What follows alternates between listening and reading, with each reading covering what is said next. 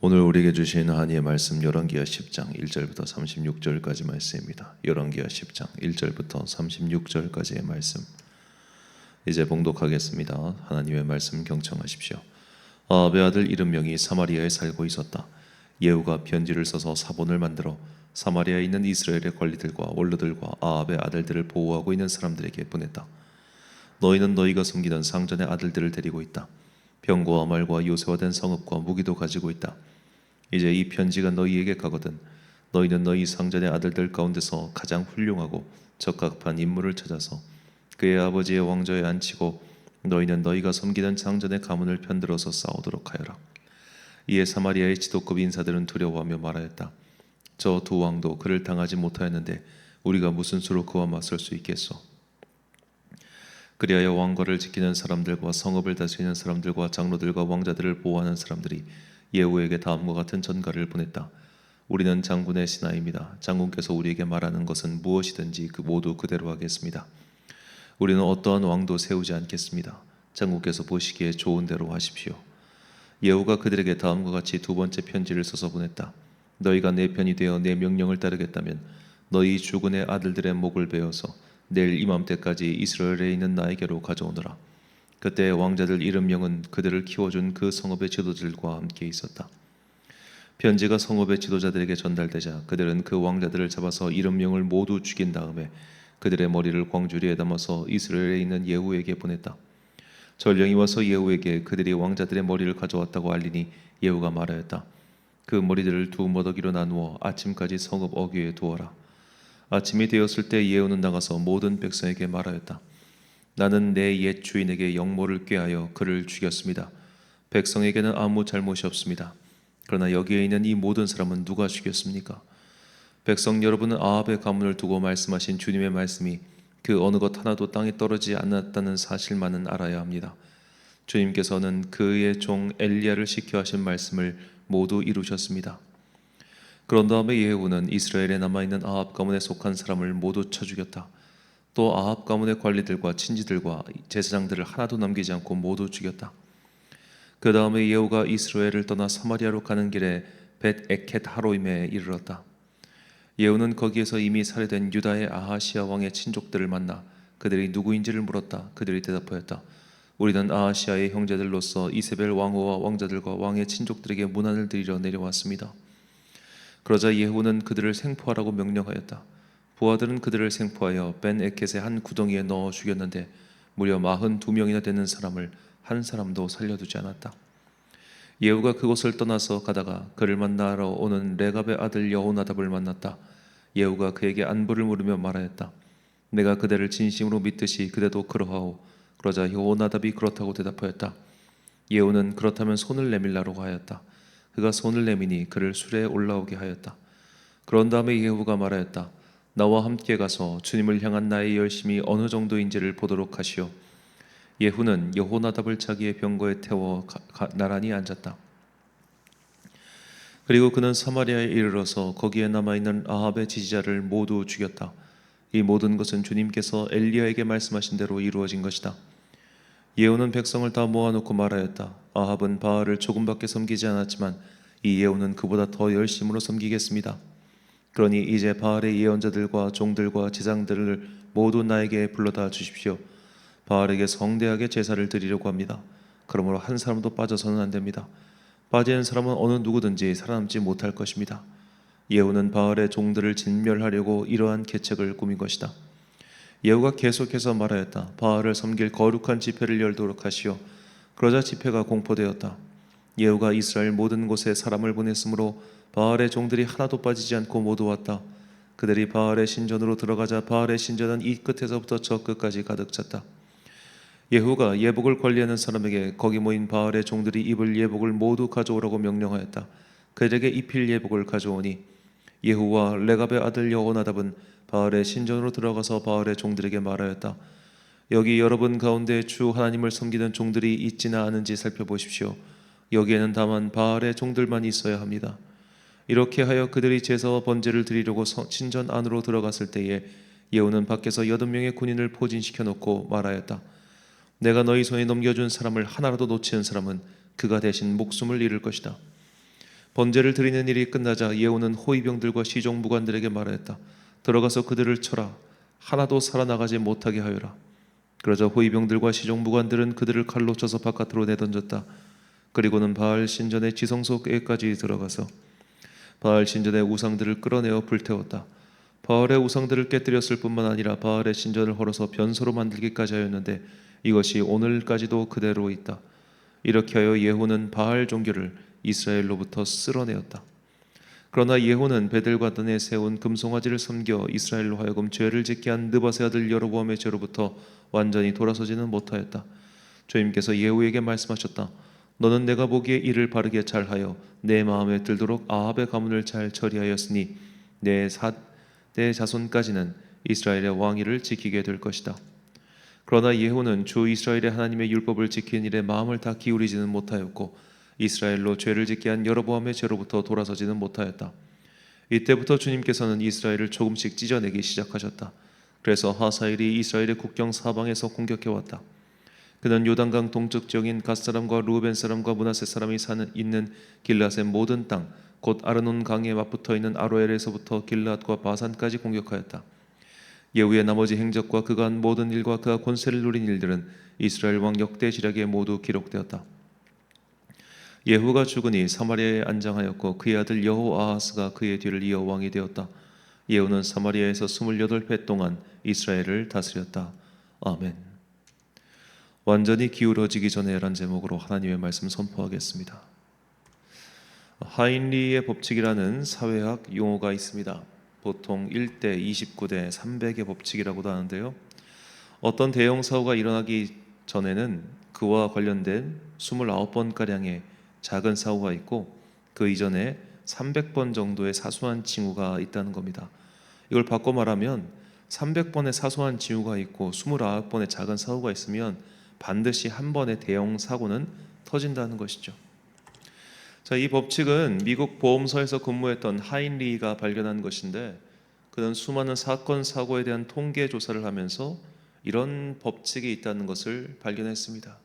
그리고 이 법칙은 비단 어떤 교통사고라든지 항공사고라든지 이런 사고에 관련된 것뿐만 아니라 국가의 전복이나 국가의 혁명이나 이런 것들도 이 법칙이 적용된다는 것을 알았어요. 예를 들어 나라가 전복되거나 정권이 전복되거나 그런 거대한 사건의 뒤에는 그러한 전조 증상들이 일어난다는 겁니다. 공든탑은 단순히 하루아침에 무너지지 않습니다. 무너지는 것은 한순간에 무너지지만 무너지기 전에 여러 가지 징조들과 사건들이 있다는 거예요. 그리고 그런 사건들이 중첩되면 그 다음부터는 어떤 손을 써도 되돌릴 수가 없다는 겁니다. 왜냐하면 임계점을 넘어갔기 때문이죠. 그러니까 물이 팔팔팔팔 처음부터 끓는 게 아니라 100도가 되면 그때부터 끓기 시작하는 것처럼 이미 온도가 이렇게 올라가면 그 다음부터는 계속 끓어서 기화된다는 겁니다. 이제 그 임계점이 북이스라엘에 임했습니다. 예후가 등장해서 아합의 일가를 그야말로 쓸어버렸습니다. 그리고 하나님 보시기에 흡족한 일들을 행했죠. 본문 15절과 16절, 26절과 27절 말씀입니다. 예후가 거기에서 떠나가다가 자기를 맞이하러 오는 레갑의 아들 여호나답을 만난지라.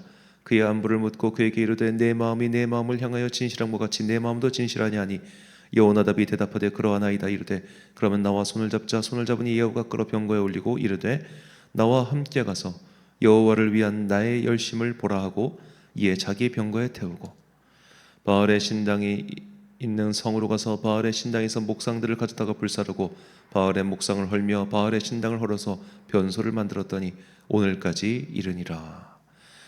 자, 이 예후의 반란과 예후가 그 아합 자손의 모든 것들을 쓸어버리는 과정이 어제 읽었던 9장과 오늘 10장 두 장에 걸쳐서 나올 정도로 예후는 철저하게 아합과 관련된 모든 것들을 싸그리 다 없애버렸습니다.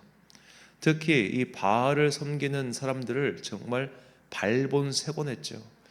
그 흔적이 오늘날까지 이르니라. 그 말인즉슨 바알의 신당이 복원되지 않았다는 뜻이고 감히 복원될 생각을 못하게끔 정말 이 북이스라엘 전체에서 이걸 완전히 다 뿌리채 뽑아서 없애버린 겁니다.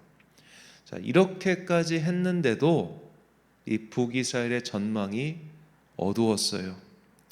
자, 본문 30절과 31절 말씀. 여호와께서 예후에게 이르시되 내가 나보기에 정직한 일을 행하되 잘 행하여 내 마음에 있는 대로 아합 집에 다 행하였은즉 내 자손이 이스라엘 왕위를 이어 4대를 지내리라 하시니라. 그러나 예후가 전심으로 이스라엘 하나님 여호와의 율법을 지켜 행하지 아니하며 여로보암이 이스라엘에게 범하게 한 그 죄에서 떠나지 아니하였더라. 자, 이 예후가 떠나지 아니한 여로보암이 이스라엘에게 범죄하게 한 그 죄, 이 죄에 대해서 이미 본문이 설명을 하죠. 그것은 바로 베델과 단에 있는 금송아지 우상이었습니다. 자, 그렇다면 예후는 오늘 본문에서 여호와 하나님을 향한 나의 열심을 보라 라고 말을 했으면서 왜 그건 그대로 놔뒀을까요? 이게 잘못된 거라는 것 자체를 인지하지 못했기 때문입니다. 우리가 이미 열왕기상에서 봤지만 여로보암이 베델과 단에 이 금송아지 우상과 제단을 세운 이유가 있죠. 바로 백성들이 예루살렘 성전까지 가지 못하도록 하기 위해서입니다. 그들이 자꾸 이제 백성들이 절기에 따라서 예루살렘 성전을 왔다 갔다 하면 그 백성들의 마음이 다윗 왕가로 다시 돌아갈까봐 그것을 막기 위한 조치로 최북단인 단과 그리고 자신들의 원래부터 이제 이렇게 자주 이전부터 사용했던 성소 같던 이제 성막도 있었고 하니까 그 베델에다가 그 세운 거예요. 그래서 우리 백성들은 여기서 앞으로 예배 드려라라고 했던 겁니다. 이거는 어떤 이제 우상을 숭배한다는 느낌보다는 사실 굉장히 정치적인 목적이 강했던 거예요. 그리고 그때로부터 100년이 흘렀습니다. 그러니까 예후는 이거에 이제는 익숙해진 거예요. 이것마저 헐어버리고 우리 백성들이 이제 처음부터 다시 예루살렘으로 가서 제사를 드리게 하자는 생각을 못할 정도로 이미 여기에 길들여져 있던 겁니다. 그렇기 때문에 그가 정말로 열심을 가지고 정말 하나님 보시기에 흡족한 일을 했지만 이미 기울어져 버린 믿음의 순결함, 이미 기울어져 버린 이 믿음의 정기를 되돌릴 수가 없었던 것이죠. 이런 것이 완전히 기울어진 상태입니다. 이미 29번의 작은 사건 사고가 일어나서 이제 한 번의 큰 사고만 남겨두고 있는 상태인 것이죠. 하인리의 법칙처럼 이제 이게 고착화돼 버렸으니 큰일 나는 것만 기다린 겁니다. 예후는 열정이 있었습니다. 하지만 이미 기울어진 상태에서 시작했기 때문에 어떻게 돌아가야 되는지도 인지하지 못했습니다. 그러니까 이 정도가 되면 진짜 그러니까 잘못을 잘못이라고 알면 돌이킬 수 있지만 무엇이 잘못되어 있는 상태인지도 인지하지 못한 채 그렇게 세월이 흘러가 버리면 돌이킬 수가 없는 거예요. 본문 32절 말씀에 보면은 이때 여호와께서 이스라엘에서 땅을 잘라내기 시작하시매라고 대답하십니다. 예후는 나름대로 최선을 다했지만 대세를 바꿀 수는 없었습니다. 그리고 예후가 죽은 지 90년이 지났을 때 북이스라엘은 역사에서 사라지죠. 남유다 왕국 또한 마찬가지입니다. 남유다 최악의 왕인 므낫세가 무려 55년 동안 나라를 다스리면서 그 나라의 민족 정기라고 해야 될까요? 믿음의 정기를 완전히 망쳐옵니다. 그래서 므낫세의 손자이자 이스라엘 역사 통틀어서 다윗 다음으로 높은 평가를 받는 요시야 왕이 31년을 다스리면서 어떻게든 그 기울어져 버리고 잃어버린 정기를 믿음을 회복시키려고 했지만 수가 없었습니다. 이미 대세가 기울어졌고 임계치를 넘어가 버렸죠. 열왕기하 23장 25절과 26절 말씀. 요시아와 같이 마음을 다하며 뜻을 다하며 힘을 다하여 모세의 모든 율법을 따라 여호와께로 돌이킨 왕은 요시아 전에도 없었고 후에도 그와 같은 자가 없었더라. 그러나 여호와께서 유다를 향하여 내리신 그 크게 타오르는 진노를 돌이키지 아니하셨으니 이는 므낫세가 여호와를 경노하게 한 그 모든 경노 때문이라. 아멘. 자, 우리는 이 북이스라엘의 예후와 남유다의 요시아 왕의 사례를 통해서 이미 임계치가 넘어가 버리면 그 다음부터는 손을 쓸 수 없다는 것을 깨달아야 합니다. 우리의 공동체도 우리의 인생도 마찬가지죠. 정말로 큰 위기가 닥치기 전에 여러 가지 신호를 주십니다. 우리가 민감하면 그 신호를 잡아낼 수 있습니다. 수백 번의 신호를 주신다고요. 그리고 수십 번의 자꾸만 뭔가 삶에서 삐그덕거리게 하는 사건 사고를 통해서 너 돌이켜, 너 돌이켜, 너 돌이켜라고 하는 신호를 주신다고. 내가 그거를 잡아내서 돌이켜야 되는 거예요. 그렇지 않고 계속 그대로 삐그덕 가면 와라라랑 창창창 무너지게 된다는 거죠. 특별히 이제 이 일은 나중에 좀 주일 설교나 수요일 날 제가 길게 말씀드릴 기회가 있겠습니다만, 우리나라가 지금 이런 전조 증상이 심해요. 지금 이제 물론 일본 언론이 우리나라에게 우호적이지 않기 때문에 그런 기사를 많이 내는 거지만, 한국 붕괴론이 외국에선 계속 나오고 있습니다. 인구 절벽, 경제 성장률 둔화, 그리고 이제 특히 성장 동력 산업들이 많이 없어졌어요. 여러 가지 이게 쭉 제가 뽑아 놓은 게 있는데 쭉 보면은 29가지 가까이 되는 것 같아요. 여러분, 지금은 상상할 수 없지만 아르헨티나가 지금 엄청나게 완전 꼬꾸라져 있지 않습니까? 하지만 1960년대까지 아르헨티나는 세계 10위권의 경제 대국이었습니다. 무너지니까 와르르르 무너지잖아요. 그러니까 거기까지가 피크였던 거죠. 그러니까 한국은 지금이 피크다. 지금이 뭐 K-팝, 뭐 K-문화 이런 콘텐츠가 막 퍼져나가는 지금이 피크고, 이제 한국은 쭈르륵 내려갈 것이다. 어떤 중소국이기 때문에 네덜란드도 피크 쳤다가 내려가고 이렇게 하는 것처럼 한국도 똑같은 전철을 밟게 될 것이다. 그런 기사, 그런 경고 정말 많이 나오고 있습니다. 우리 공동체를 위해서 기도해야 돼요. 우리는 이런 무서운, 그리고 더 이상 돌이킬 수 없는 그 임계치에 빵 하는 사건이 터지기 전에 하나님께서 지금 우리에게 보내고 계신 신호들을 제대로 수신해야 됩니다. 요시야 왕 때 활동했던 스바냐 선지자는 그래서 그 백성들에게 진짜 지금 우리가 최후의 기회야, 우리 정신 차리고 회개해야 돼 라고 외쳤죠. 스바냐 2장 2절과 3절 말씀이 오늘 우리에게 주시는 주님의 말씀입니다. 명령이 수행되어 날이 겨같이 지나가기 전, 여호와의 진노와 너희에게 내리기 전, 여호와의 분노의 날이 너희에게 이르기 전에 그리할지어다. 여호와의 규례를 지키는 세상의 모든 겸손한 자들아, 너희는 여호와를 찾으며 공의와 겸손을 구하라. 너희가 혹시 여호와의 분노의 날에 숨김을 얻으리라. 아멘. 살아가는 천안광성교회 성도 여러분, 그리고 이 새벽을 함께 깨우고 계신 귀한 주님의 자녀 여러분, 큰 위기가 닥친 후 후회하면 무슨 소용이 있겠습니까?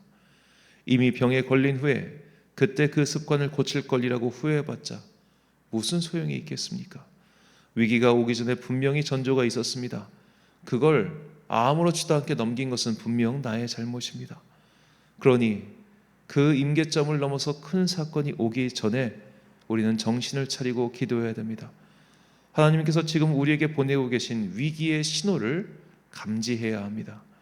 큰 위기가 닥치기 전 민감하게, 그리고 겸손하게, 조용하게 하나님의 대답을 구하십시오. 지금이 어쩌면 하나님께서 주신 마지막 기회일지도 모릅니다. 이 기회를 놓치지 않도록 항상 주님의 음성을 조용한 가운데 구하는 여러분과 제가 되시길 예수님의 이름으로 축원합니다. 기도하겠습니다.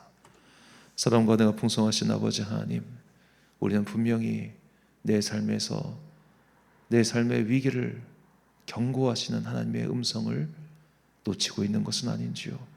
이제는 영혼의 귀를 열어 주님께서 보내시는 경고를 귀담아 들을 수 있도록 우리의 영혼의 문을 열고 주님의 음성을 듣게 하여 주옵소서.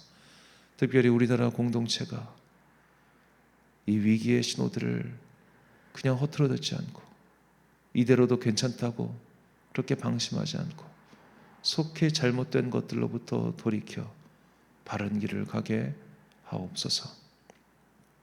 오늘은 대입 수능 시험 날입니다. 오랫동안 마음에 품고 기도해온 주의 자녀들이 있습니다. 주님, 그 자녀들의 앞길을 인도하여 주옵소서. 오늘 하루도 참 좋으신 우리 주님의 은총과 평강이 주님을 믿는 모든 사람들의 그 기도와 간구를 통하여 임하시기를 간절히 소망하며 예수 그리스도의 이름으로 기도드립니다. 아멘.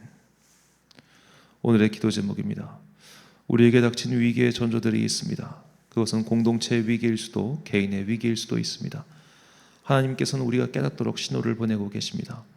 영혼의 귀를 열고 주님의 신호를 감지할 수 있는 영적 민감성을 달라고 기도하십시오. 오늘 주신 기도의 제목 가지고 기도와 묵상에 힘쓰는 하루 되시길 바랍니다. 기도하겠습니다.